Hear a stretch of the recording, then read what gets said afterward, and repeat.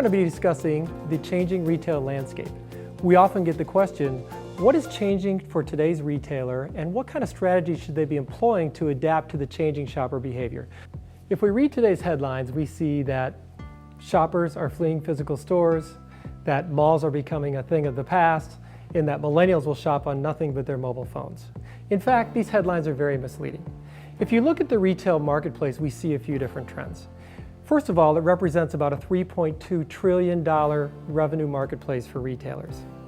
Of that $3.2 trillion, only 9% is done over e-commerce, or $300 billion. The balance of all revenue for retailers is really done in brick and mortar stores.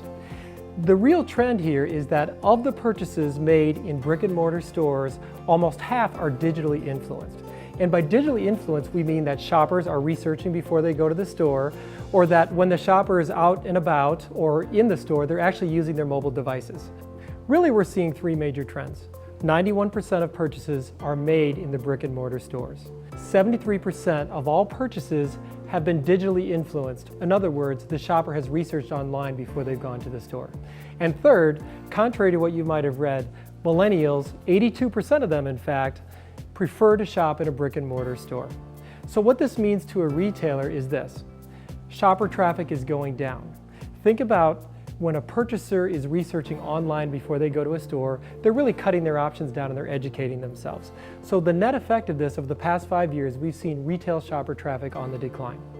However, in contrast to that, we're seeing the conversion rates actually improve for retailers.